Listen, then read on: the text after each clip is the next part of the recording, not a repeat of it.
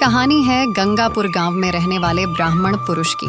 ब्राह्मण माँ दुर्गा का परम भक्त था। वह माँ दुर्गा के दर्शन करना चाहता था। ब्राह्मण एक दिन अपने गुरु के पास गया और उनसे पूछा, प्रणाम गुरुवर। मंगल हो, हर मनुष्य का मंगल हो, इस ब्रह्मांड का मंगल हो। हे परम शक्ति, इस पृथ्वी को समस्त समस्याओं से मुक्त करो। हे गुरुवर, मुझे माँ दुर्गा के दर्शन प्राप्त करने के लिए क्या करना चाहिए? हे शिष्य, माँ दुर्गा का दर्शन पाना इतना आसान नहीं है। माँ दुर्गा का दर्शन पाने के लिए तुम्हें कड़ी मेहनत करनी पड़ेगी। तुम ये कड़ी तपस्या नहीं कर पाओगे, तुम रहने दो। हे गुरुवर, मैं माँ दुर्गा के दर्शन के लिए बहुत अभिलाषी हूँ। कृपा करके आप मुझे उपाय बताएं। तुमको कहीं दूर घने जंगल में जाकर सब मोह माया छोड़कर माँ दुर्गा के लिए तपस्या करनी पड़ेगी। तभी जाकर कहीं तुम्हें माँ दुर्गा का दर्शन प्राप्त होगा। उसके बाद ब्राह्मण अपने गुरु का आशीर्वाद लेकर निकल पड़ा घने जंगल की ओर। फिर कहीं दूर जाकर किसी जंगल में ब्राह्मण माँ दुर्गा की आराधना करना चालू कर दिया। फिर कई महीने बीत गए, कई मौसम बीत गए। बारिश, आंधी, तूफान सहकर ब्राह्मण ने अपनी तपस्या जारी रखी और अपनी एकाग्रता भंग नहीं होने दी। उसकी भक्ति और निग्रह देख माँ दुर्गा उस पर प्रसन्न हो गई। ब्राह्मण को दर्शन दी और बोली, पुत्र, मैं तुम्हारी तपस्या से बहुत खुश हूँ। बताओ तुम्हें क्या चाहिए? प्रणाम माते। माँ, आपके दर्शन हो गए, बस मुझे और कुछ नहीं चाहिए। पुत्र, मैं तुम्हें एक वरदान दे रही हूँ। जो चाहिए वो मांग लो। जो भी तुम्हारी इच्छा हो मांगो। माँ, अगर आप मुझे कुछ देना चाहती है तो आप मुझे संजीवनी बूटी दे दीजिए। तथा अस्तु। पुत्र, यह संजीवनी है।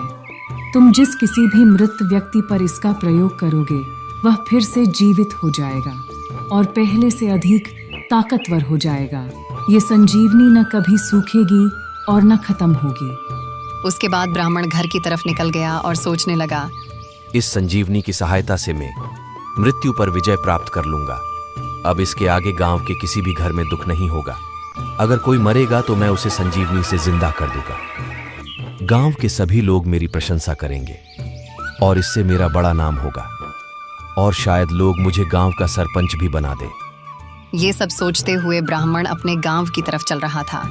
फिर उसके मन ये ख्याल आया, कहीं ये संजीवनी झूठी तो नहीं, कहीं ये काम ही न करे तो, कहीं माँ दुर्गा ने मेरे साथ मजाक तो नहीं किया। ये कोई साधारण से पत्ते तो नहीं। क्या ये सच में संजीवनी बूटी है या नहीं, ये जानने के लिए मुझे कुछ न कुछ करना होगा। फिर ब्राह्मण ने सोचा कि क्यों ना इसका कहीं उपयोग किया जाए। फिर इधर उधर भटकने के बाद ब्राह्मण को एक मरा हुआ शेर दिखा।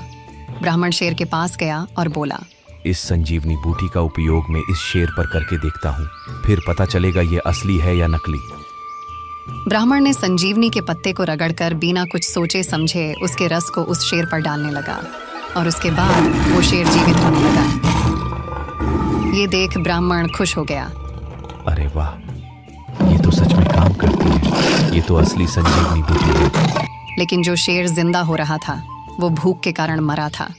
जब शेर जिंदा हुआ तो वो पहले से और ताकतवर हो गया।